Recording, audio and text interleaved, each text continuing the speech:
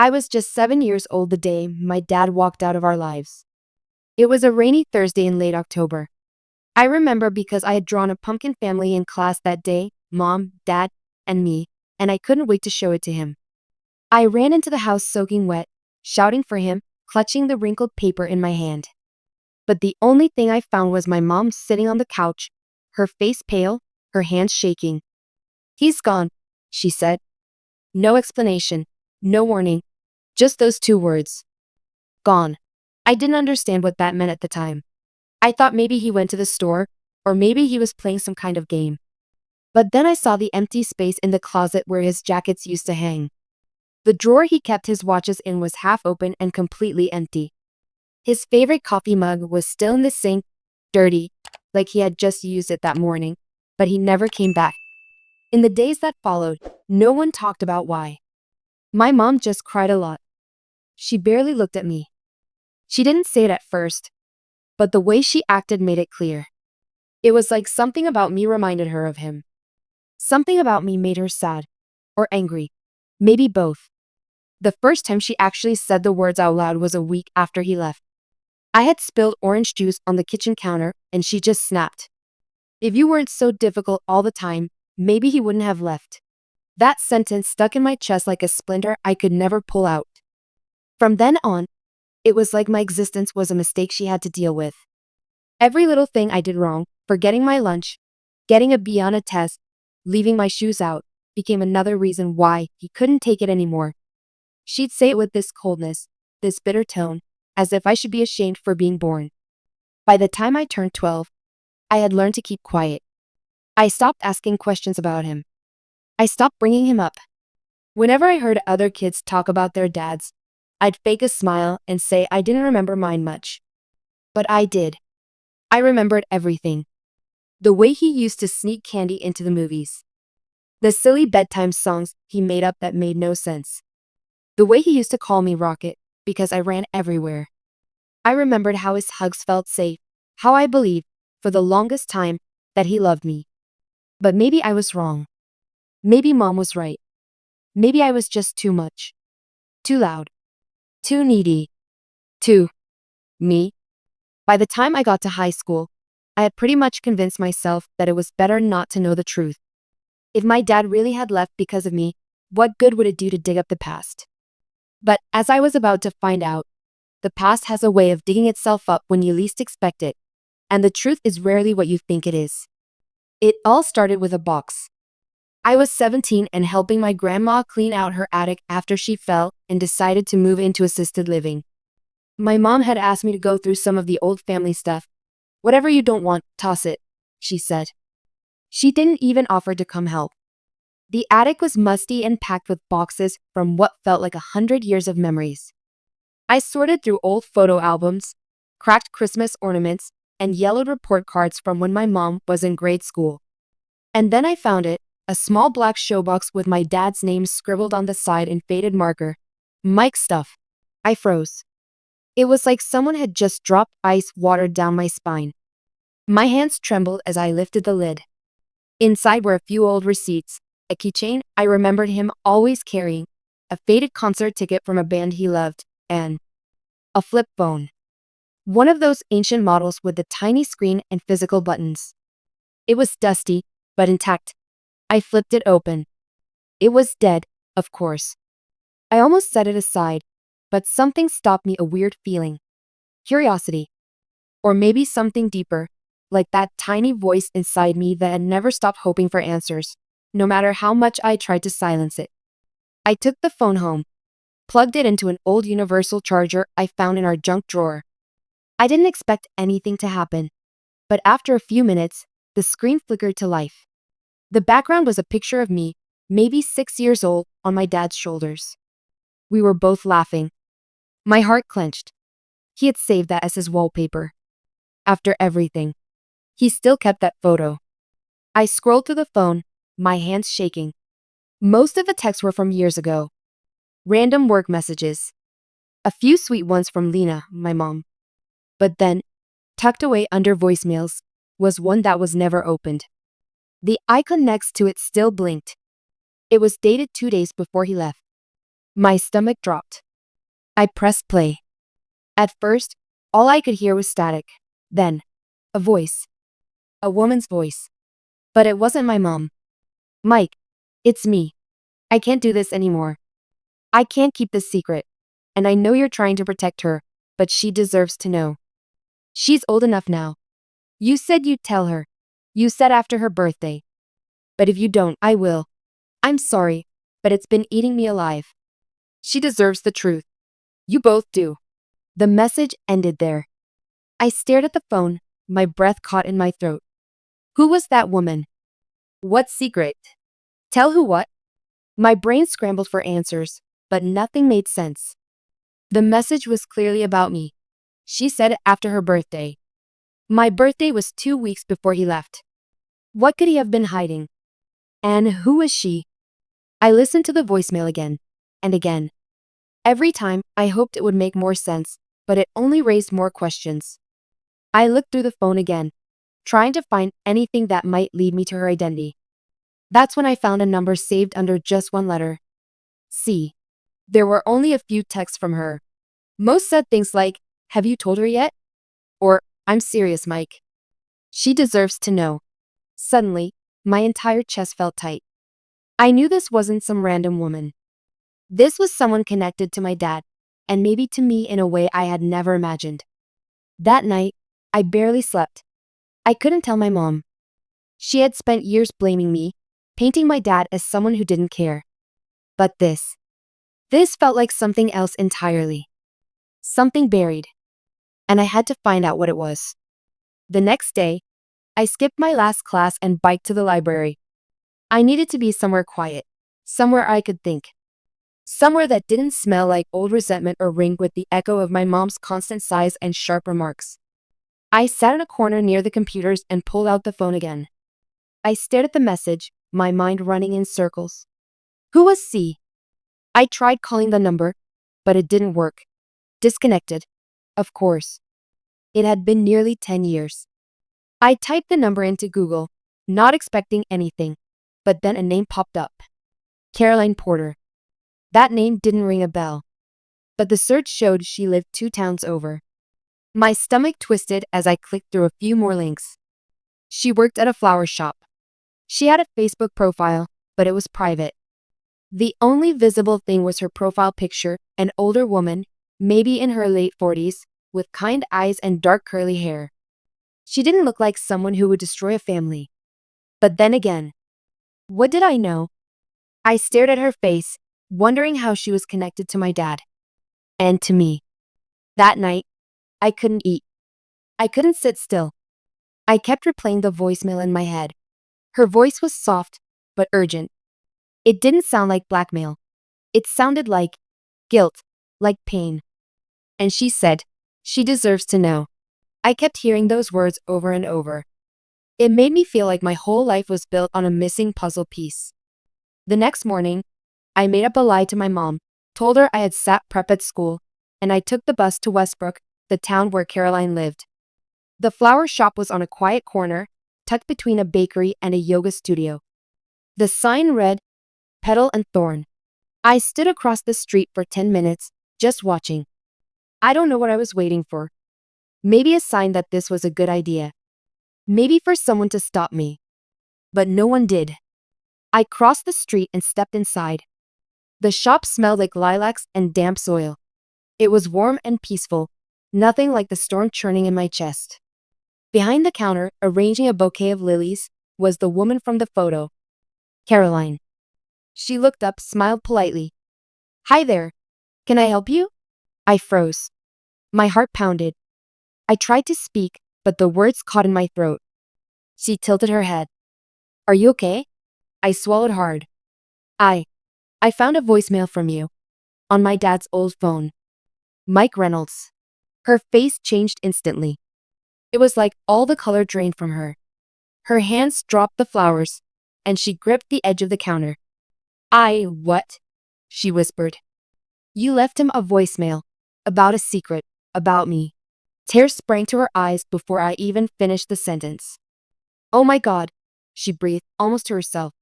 "He never told you, did he?" "No," I said, my voice barely above a whisper. He never told me anything.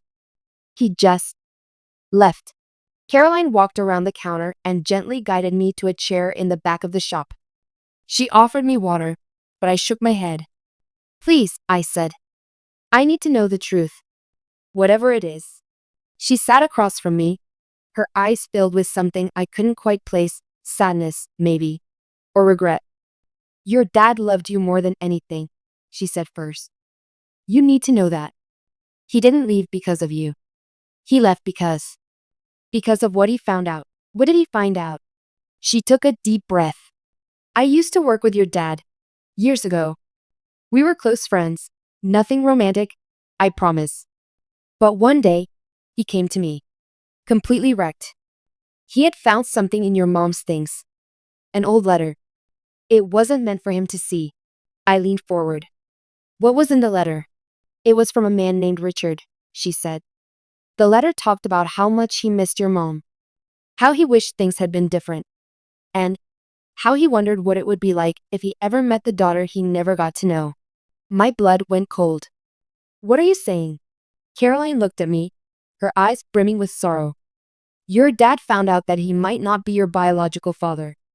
That your mom had an affair before you were born and she never told him. I couldn't breathe. He confronted her. Caroline continued. She denied it. Said it was a mistake. That the letter didn't mean anything. But your dad, he couldn't unsee it. He was devastated. He told me he needed time to think. He didn't know how to look at you without wondering if you were really his.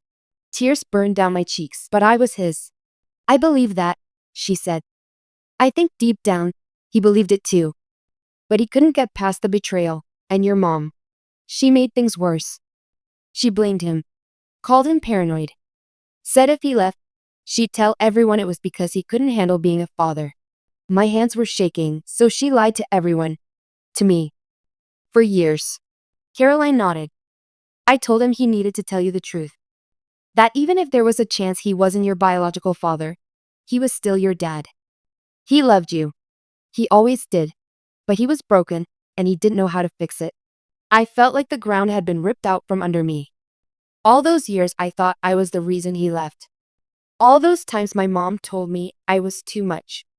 That I had driven him away. It was a lie. She was the one who betrayed him. And me. Where is he now? I asked. Do you know? Caroline shook her head.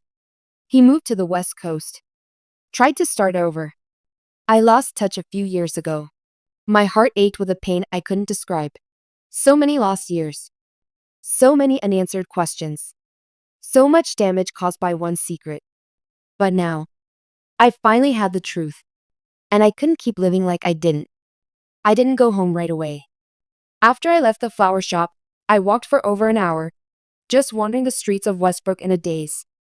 I passed coffee shops, a dog park, a bookstore, but I didn't really see anything.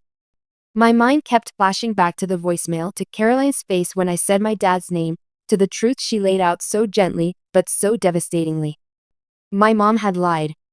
For 10 years. She let me carry the guilt of his disappearance like it was mine to bear, while she buried her own secret and pointed the finger at me. It made my skin crawl. By the time I got home, the sky was turning orange. My mom was in the kitchen, sipping wine and watching the news. She didn't look up when I walked in. You're late, she said, voice sharp. And don't even try telling me it was SAT prep. I called the school. I stood there in silence, just staring at her. The woman who raised me. The woman who used my pain to cover her own guilt. I didn't even recognize her anymore. What? She snapped, finally meeting my eyes. I reached into my backpack and pulled out the phone. Her face changed immediately. She didn't blink. Didn't breathe. You kept it? She said softly. You knew he had it. You knew what was on it, didn't you? She stood slowly, setting her wine glass down with a quiet clink. Where did you find that? Grandma's attic, I said, my voice shaking. In a box with his name on it. It still had his wallpaper. Me, on his shoulders. We were both laughing. She flinched, just slightly. Then crossed her arms. You shouldn't be digging around in things that don't belong to you. That voicemail wasn't about me digging. I shot back. That voicemail was the truth. The truth you hid from me. She turned away. You don't know what you're talking about. I know you had an affair. I know Dad found out. I know he left because he was heartbroken, not because of me. Her shoulders tensed. You were a kid, you wouldn't have understood. I was a kid, I said, tears stinging my eyes. And instead of protecting me, you blamed me. You let me grow up thinking I drove him away. I didn't want you to hate me, she whispered. So you made me hate myself instead? Her face crumbled for a second, just a second, and then the cold, hard expression she always wore snapped back into place. You have no idea what it was like, she said, her voice rising. I was raising you by myself. He was never around, always working late, missing dinners. I was lonely. And yes, I made a mistake. One mistake. That mistake destroyed everything, I said. And then you made it worse. You twisted the story, you made him the villain. And you made me think I was the reason. Silence filled the room. Then she whispered. I was scared. I shook my head. Scared of the truth or scared of losing control? She didn't answer. That night, I packed a bag and went to stay at my grandma's apartment. She didn't ask many questions, just opened the door, gave me a hug, and told me to take the guest room. I laid awake staring at the ceiling, my mind racing. The world I thought I knew had shattered, but in its place was something that felt more honest, more real. Painful, yes, but at least now I knew where the pain came from. It wasn't me. It never was. The next day, I called every Mike Reynolds I could find in Washington and Oregon. It was exhausting. I left voicemails, sent emails. I even messaged a few people on Facebook who looked vaguely like him. Days went by. Then a week. I started to think maybe I was too late. Maybe he had moved again. Maybe he didn't want to be found. Then, one afternoon, I got a reply. It was an email. The subject line just said, Rocket? My heart stopped. I opened it. Hey, I don't know how you found me, but I've thought about you every single day. I wanted to reach out so many times, but I didn't think you'd want to hear from me. I'm so sorry. For everything. If you're willing to talk, I'd love to. Even if it's just once. Dad. I cried so hard I couldn't see the screen. We scheduled a video call for the next day. My stomach was in knots as I waited for the screen to load. And then, there he was. Older. More tired. But still him. Hi, Rocket, he said. I broke down immediately. Why didn't you tell me? I asked, voice cracking. I was going to, he said. I wanted to. But your mom said if I came back around, she'd tell everyone I left because I didn't love you. She said she'd make you hate me. And she already had the power to do that. You should have fought harder, I said through tears. I know, he said. And I'll regret that for the rest of my life. We talked for hours. He told me about his life in Oregon. How he worked in a bookstore. How he never remarried. How he kept that photo of me on his desk every day, even when he had nothing else. I never stopped loving you, he said. No matter what, it would take time to rebuild what we lost. But for the first time in my life, I felt like I could finally begin. The first time I saw him in person again, it was pouring rain, just like the day he left. Except this time, I wasn't a scared little kid holding a crayon drawing. I was 18, standing on a train platform in Portland, Oregon, clutching a suitcase and a piece of paper with his address scribbled on it. When the train slowed and the doors opened, I almost backed out. But then I saw him. He was standing just beyond the gates, holding an umbrella and a hand-painted sign that said, Welcome home, Rocket. I laughed and cried all at once. He looked nervous. Older, thinner than I remembered. His hair was grayer. But his eyes were the same. Kind. Sad. Full of love. He didn't run up or make a big scene. He just stood there, waiting to see if I'd come to him. And I did. The hug we shared wasn't long or loud or dramatic. But it was the most healing moment of my life. 10 years of distance collapsed in one embrace. 10 years of pain, of guilt, of wondering, suddenly, it all had somewhere to go. Somewhere safe. We spent the whole weekend together, talking, walking, sitting in silence, laughing. I learned about his life after he left, how he tried to keep tabs on me without getting too close. He had pictures of me from social media, newspaper clippings from school events, even a couple of birthday cards he never sent. I was scared they'd just hurt you more, he said, or that your mom would intercept them and twist them into something else. I told him about the fights, the things mom said, how I spent years thinking I was unwanted, unlovable. And he cried. Real, shaking sobs that made me realize how much he'd suffered too. We were both victims of the same lie, just on opposite sides. And somehow, that made it easier to forgive each other. When I returned home, everything felt different. The house was quieter, colder. My mom didn't say much when I walked through the door. She was sitting at the kitchen table, her face pale, her eyes puffy like she hadn't slept. You found him, she said flatly. I did. She nodded. Didn't argue. Didn't snap, just nodded. There was a long pause before she spoke again. I didn't mean to ruin everything. I looked at her, this woman I'd spent my life trying to impress, trying to make proud, trying to love even when she made it impossible. You didn't ruin everything, I said. Just enough. She started to cry. I was scared he'd choose you over me. And when he found that letter, I panicked. I thought he'd leave us both. I didn't know how to fix it. So I made you believe it was your fault. And I hate myself for that every day. I wanted to scream. I wanted to throw something. But the truth is, I had already cried all the tears I could. I don't hate you, I said finally. But I can't forget it either. She nodded again. That was all she could do. Nod and cry and let me go. I didn't move back in. I stayed with my grandma for the rest of the school year, and after graduation, I packed my bags for good. I got accepted into a college in Oregon, not far from where my dad lived. He helped me move in. He met my friends, bought me groceries, came to my first art exhibit. He never tried to replace what we lost, but he made the most of what we had left.